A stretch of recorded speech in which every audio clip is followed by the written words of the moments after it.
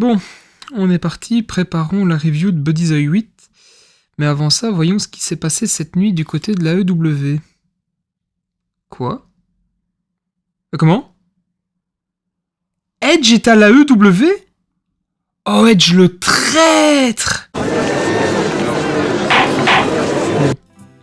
En soi, calmons-nous et réfléchissons. Mesdames, messieurs, bonjour. Comme vous le savez sûrement et que vous avez pu le voir sur les différents sites internet, Edge a débuté à la EW cette nuit, donc la nuit du dimanche 1er octobre au lundi 2 octobre, durant le pay-per-view Wrestle Dream. Il a par la suite confirmé en interview, accompagné de Tony Khan, avoir signé à temps plein du côté de la EW. Bon, la durée du contrat, on ne la connaît pas encore, mais visiblement il a signé pour un certain moment. Il fera sa première apparition à Dynamite ce jeudi, puis suivra du côté de Collision samedi, avant de faire son premier match à la télévision pour le compte de la EW lors de sa seconde apparition à Dynamite, celui de la semaine suivante. Et son premier match sera, si je ne me trompe pas, contre Luchasaurus. Alors, comme vous avez pu le voir ou l'entendre en début de vidéo, est-ce qu'on peut considérer qu'Edge est un traître, est un Judas, ou alors est-ce que Edge, au final, c'est pas un petit peu un génie, ou en tout cas quelqu'un qui kiffe et qui veut aller au bout de son plaisir. Ce que j'entends par là, c'est que j'ai pu voir sur les différents réseaux sociaux, et ça a été notamment relayé par Sturi, comme quoi Edge était considéré comme un traître, c'était un crime de lèse-majesté ce qu'il a pu faire ici en rejoignant la All Elite. Mais en vrai, réfléchissez. Déjà, la première question que je vais vous poser, c'est est-ce que vous préférez voir Edge à la All Elite et le voir faire ce qu'il aime faire, ou est-ce que vous préférez le voir prendre une retraite prématurée comme à l'époque ? À titre personnel, je préfère savoir Edge dans une fédération que je ne suis pas forcément assidûment, ou une fédération concurrente, ou peu importe. Là où j'ai plus de plaisir, c'est de voir Edge faire ce qu'il aime, et de pouvoir nous gratifier d'affiches qu'on n'a jamais vues. Enfin, je veux dire, imaginez, même s'il a de l'âge, c'est pas grave, mais imaginez un Edge Kenny Omega, un Edge MJF contre Samoa Joe, et j'en passe. Après, il y a d'autres histoires à raconter aussi. On peut revoir un Edge versus Christian. Ça a été fait, il fut un temps du côté de la WWE, mais ils ont vieilli, ils ont mûri, ils ont un autre style de catch, une autre façon de produire leur match. Pourquoi pas revoir ça sous une nouvelle forme, justement pour un dernier barreau d'honneur avec Edge et Christian ? Il y a aussi une autre possibilité, maintenant que Edge est à la EW, je repense surtout à une des équipes qui a été tellement sous-cotée et sous-utilisée du côté de la WWE, parce que si je ne dis pas de bêtises, dans les années 2009, je dirais, Edge avait fait équipe pendant un tout petit moment avec Chris Jericho. Malheureusement, cette équipe-là n'a pas pu aller au bout du développement parce que Edge avait été blessé entre-temps et du coup, Jericho s'était trouvé un autre allié avec le Big Show et ils avaient développé la team qui a également eu quand même un bel impact du côté de la division par équipe de la WWE à l'époque, Jericho. Mais je veux dire, imaginez un Edge qui revient du côté de qui arrive pour la première fois du côté de la EW, c'est aussi un Edge qui n'est pas cadré WWE. Ce que j'entends par là, c'est que la WWE, ils ont une façon de faire qui est bien définie, qui est bien carrée.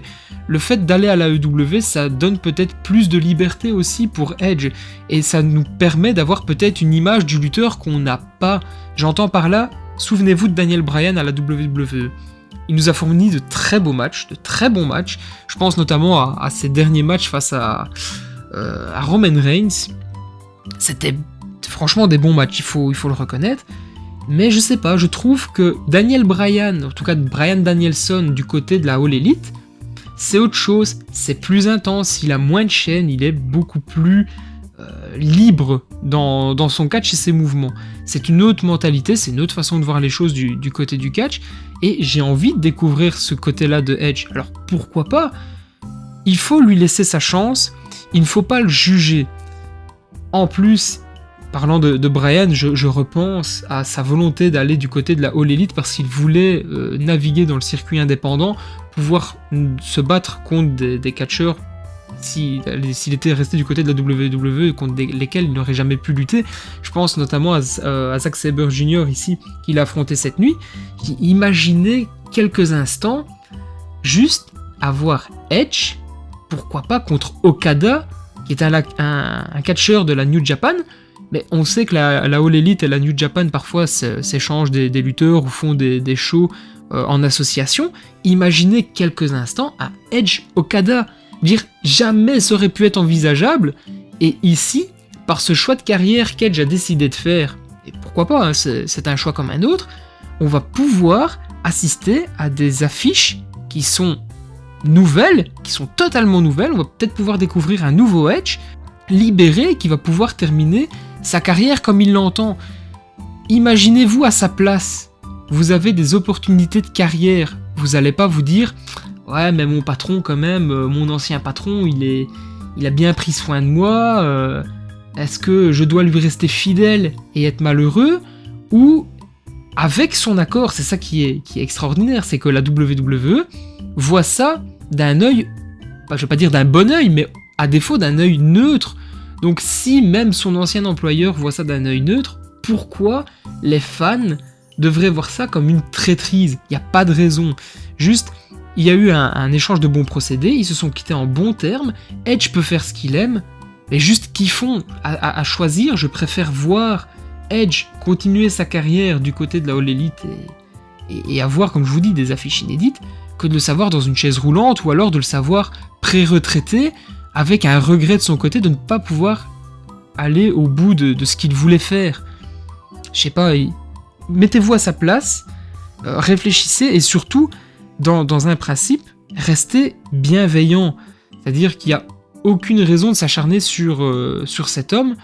Il nous divertit, il s'est sacrifié, et il a sacrifié 10 ans de sa vie pour pouvoir se retaper et revenir. Alors vous allez dire, ouais, mais on l'a pas forcé. C'est sûr, vous ne l'avez pas forcé. Il fait ce qu'il aime. Mais il aime vous divertir. Si vous n'appréciez pas le catcheur, juste ne regardez pas ce qu'il fait.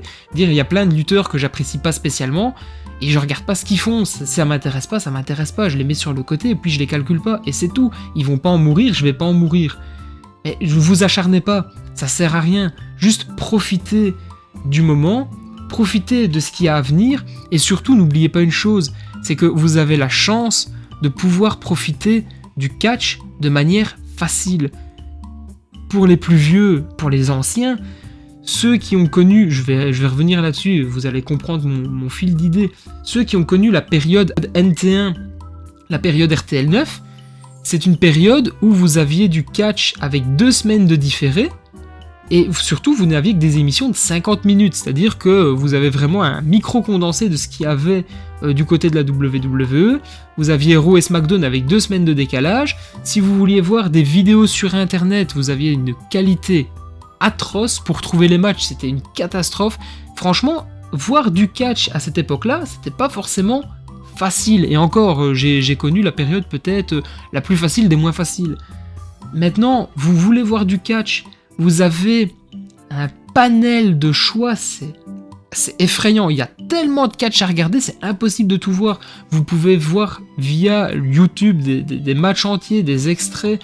Vous avez les différentes plateformes de rediffusion, que ce soit de la WWE, de la EW, du Japon. Enfin, vous avez un choix qui est énorme.